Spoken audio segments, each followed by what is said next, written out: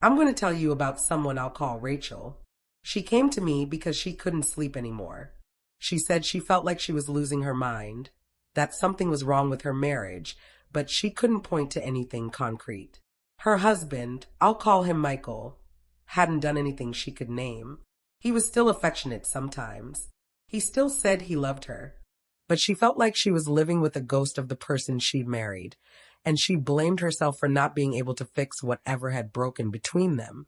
What stayed with me about Rachel's story wasn't just what happened to her. It was how hard she worked to save something that was already gone, how much of herself she sacrificed trying to prove she was worth keeping, and how the person who destroyed her never had to face a single consequence for what they did. This is the story I think about when people ask me if love is enough. Rachel had been married to Michael for 6 years when she first came to see me. They'd been together since college.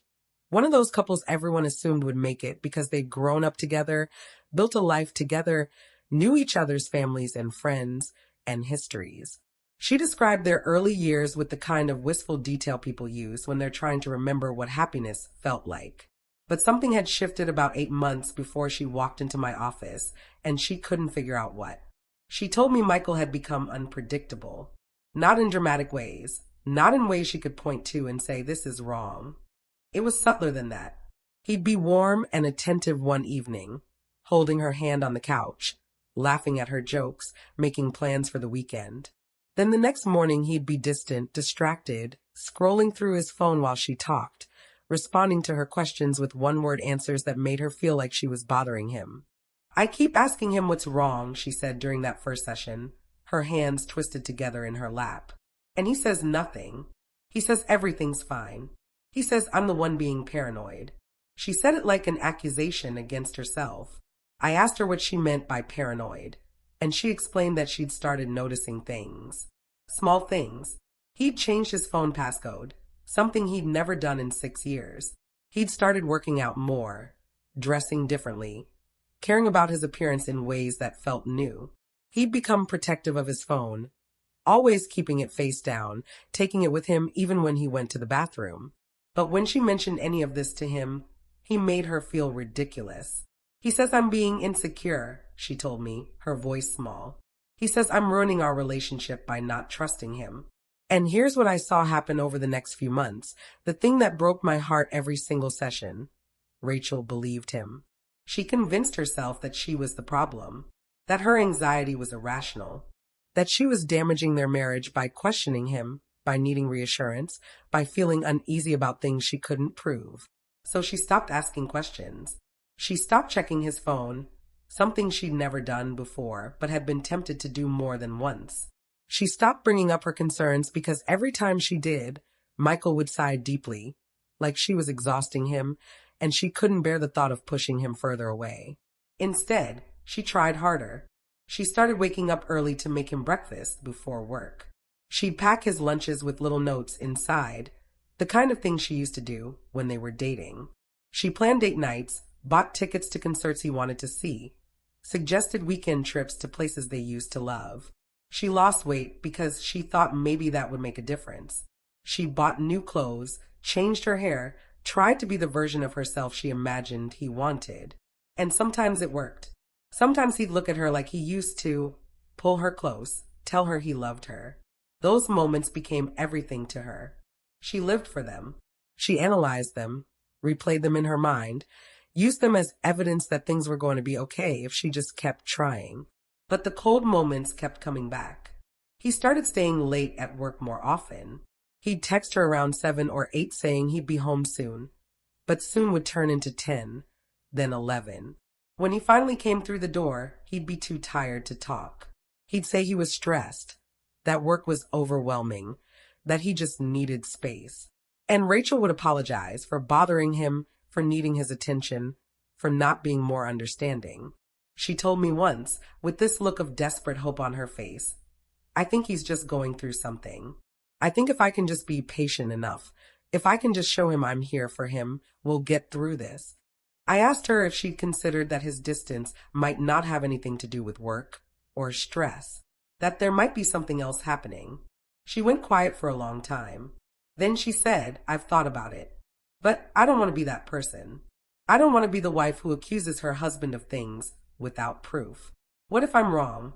What if I ruin everything by not trusting him? And that's the trap, isn't it?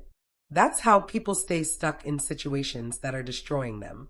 Because the fear of being wrong, of being the paranoid one, the jealous one, the crazy one, that fear becomes stronger than the fear of what might actually be happening. Michael knew this. I don't know if he knew it consciously, but he knew it.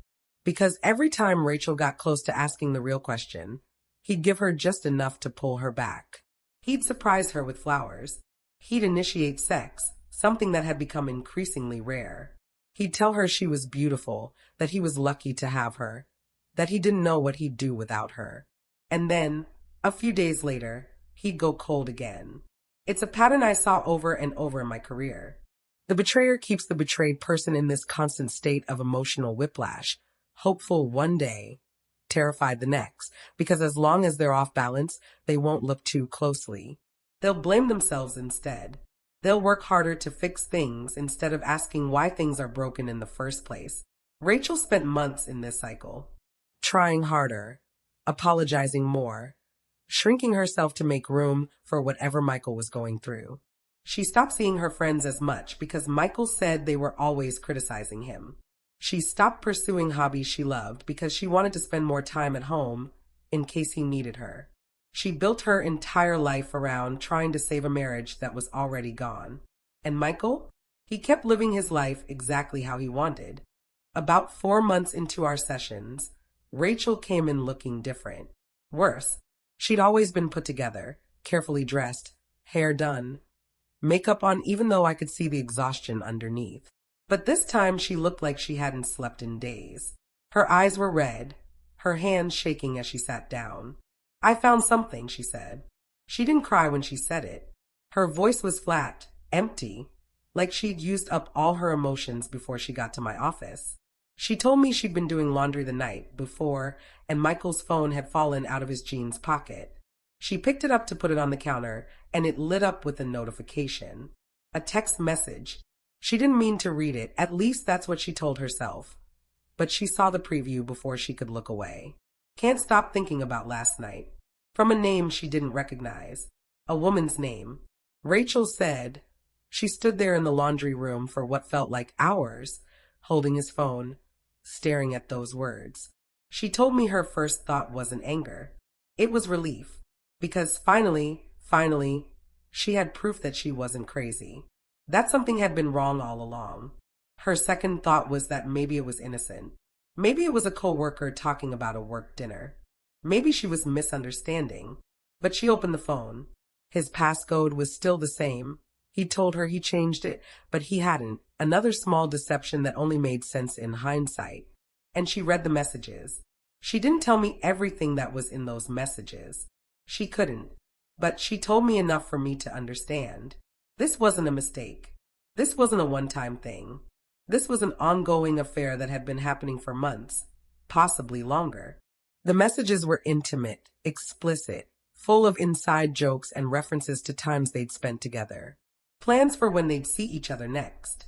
Complaints about how Michael's wife, Rachel, didn't understand him anymore, how he felt trapped, how being with this other woman was the only time he felt like himself.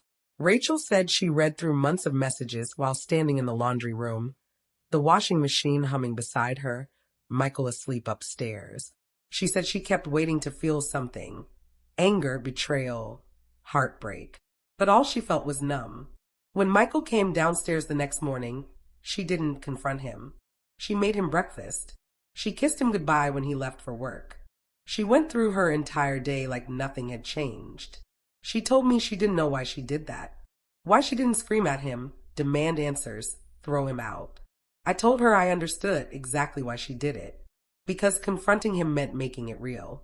It meant accepting that the person she'd spent months trying to save her marriage for had been lying to her the entire time. It meant facing the possibility that she'd been fighting alone while he'd been with someone else. And underneath all of that, there was a deeper fear.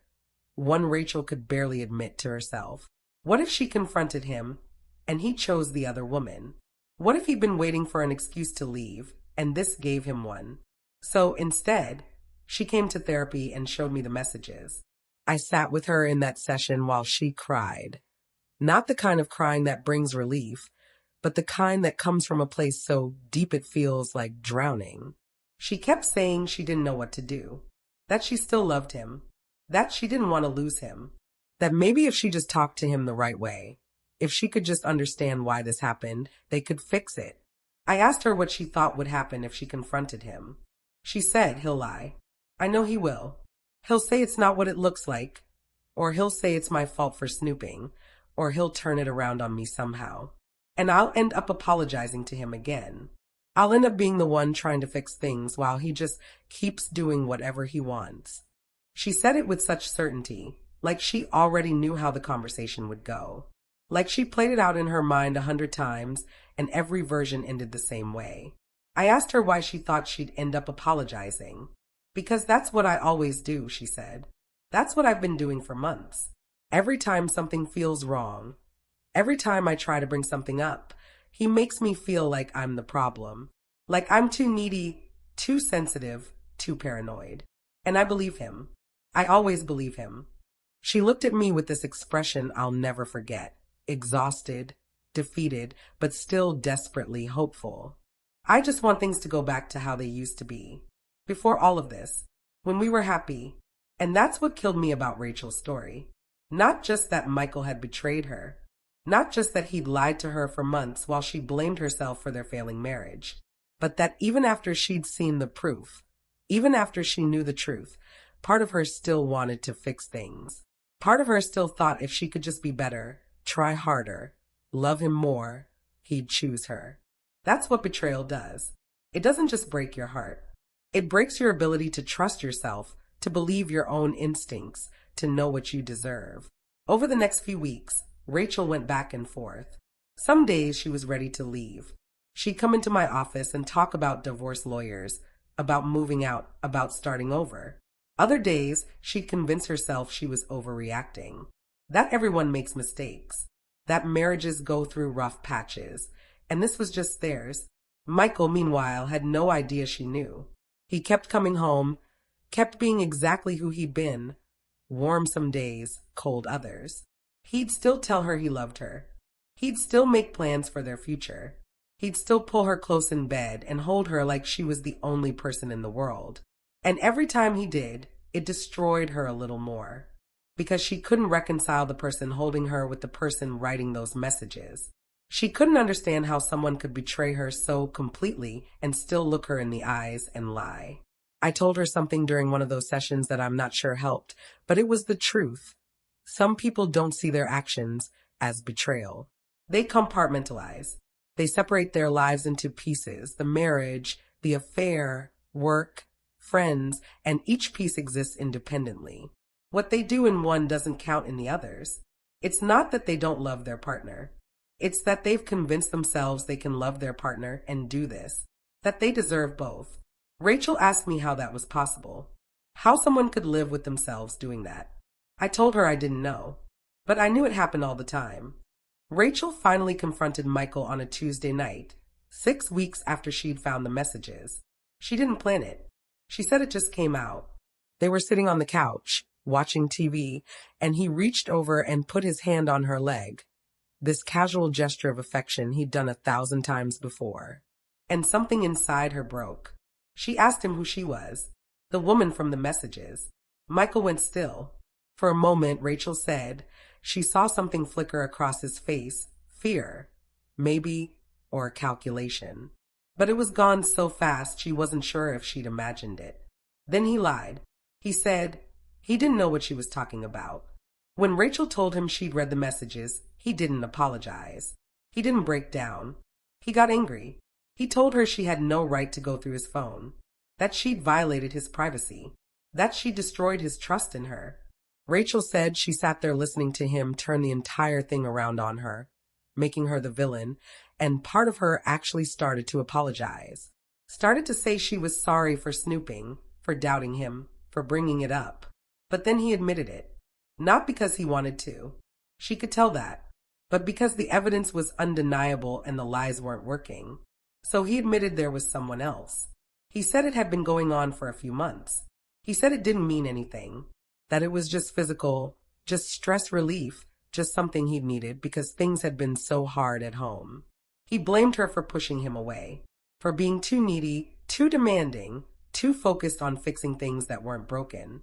He said he'd been trying to make their marriage work, but she'd made it impossible. Rachel told me she listened to him say all of this and she felt herself disappearing, like she was watching it happen from outside her body. She said she kept waiting for him to say he was sorry, that he'd made a mistake, that he wanted to fix things. But he never did. Instead, he said he needed space, that he couldn't think clearly with her interrogating him, that he was going to stay somewhere else for a few days while he figured out what he wanted. And then he left. Rachel said she sat on that couch alone for hours after he walked out. She didn't cry. She didn't call anyone. She just sat there in the silence of the apartment they'd shared for 6 years, surrounded by all the evidence of their life together. Photos on the walls, furniture they'd picked out together, books she'd bought him for birthdays, and realized none of it mattered. Because while she'd been building a life with him, he'd been building another one without her. The last time I saw Rachel was 3 weeks after that confrontation. Michael still hadn't come home. He'd been texting her, sometimes saying he missed her, sometimes saying he needed more time, sometimes not responding at all. She'd stopped reading the messages after a while. She said it hurt too much. The way he kept her dangling, never giving her a clear answer, never fully leaving but never fully coming back either. She asked me what she should do. Should she wait for him? Should she file for divorce? Should she try to fight for the marriage? And I couldn't answer her, because I didn't know. I knew what I thought she deserved. Someone who wouldn't betray her, someone who wouldn't gaslight her into thinking she was crazy for noticing the truth, someone who wouldn't make her apologize for his cruelty. But what people deserve and what people choose aren't always the same thing. Rachel told me she'd been looking at the messages again, not the ones from Michael, the ones from the other woman. She said she kept trying to understand what made this person different. What she had that Rachel didn't. Was she prettier? Funnier? Easier to be with? And then Rachel said something that stayed with me ever since. I keep thinking if I could just figure out what I did wrong, I could fix it. I could be better. I could be enough. I wanted to tell her it wasn't her fault. That betrayal isn't about the person being betrayed. It's about the person choosing to betray. I wanted to tell her she was already enough, that she'd always been enough, and Michael's inability to see that was his failing, not hers. But the truth is, people who've been betrayed the way Rachel was don't believe those things. They can't. Because if they accept that it wasn't their fault, they have to accept that it was completely out of their control. That no amount of trying harder, being better, or loving more would have changed anything. And that's almost more terrifying than believing you could have prevented it. Rachel left that session saying she didn't know what she was going to do. She said she'd think about it. She said she'd come back next week. She never did. I don't know what happened to her after that. I don't know if Michael came back. I don't know if she's still waiting for him, or if she finally walked away. I don't know if the other woman is still in his life, or if there's someone else now. I don't know if Rachel ever found peace, or if she's still somewhere right now, rereading those messages, trying to make sense of how someone she loved could hurt her so completely. And Michael? He never faced consequences. Not legal ones, not social ones, not even personal ones. The last Rachel told me, his life had continued exactly as it always had. He went to work, saw his friends, pursued whatever made him happy. The affair hadn't cost him anything. Only Rachel paid for what he did. I think about her story sometimes, usually late at night when I can't sleep. I think about how hard she tried to save something that was already destroyed. How much of herself she sacrificed for someone who never valued what he had. How she spent months apologizing for his betrayal, twisting herself into smaller and smaller shapes trying to be worthy of love she'd always deserved. And I think about all the other people like her, people sitting somewhere right now with that same sick feeling in their stomach, knowing something is wrong, but having no proof. People working themselves to exhaustion trying to fix relationships that are being sabotaged from the inside. People who will eventually find the messages, the emails, the receipts of a life that's been hidden from them, and who will still somehow find a way to blame themselves. This is the part of my work that never got easier. The stories that didn't end. The people who walked out of my office without answers, without closure, without justice. Rachel came to me looking for help, and I gave her what I could. But I couldn't give her what she really needed. I couldn't make Michael love her the way she loved him. I couldn't undo the months of gaslighting that made her question her own reality. I couldn't erase the images of those messages from her mind. All I could do was sit with her while she tried to decide if she could live with someone who had shown her, in the clearest possible terms, that her pain didn't matter to him. I don't have an ending for you because Rachel's story doesn't have one. It exists in that awful space between discovery and decision, between knowing the truth and figuring out what to do with it. She's somewhere out there still, carrying this, living with it, trying to answer a question that has no good answer. How do you leave someone you still love? How do you stay with someone who destroyed you? I don't know. And that's what I think about most, not the betrayal itself, but the aftermath, the empty apartment, the unanswered questions, the person sitting alone, looking at messages that ended their entire world, trying to figure out what comes next.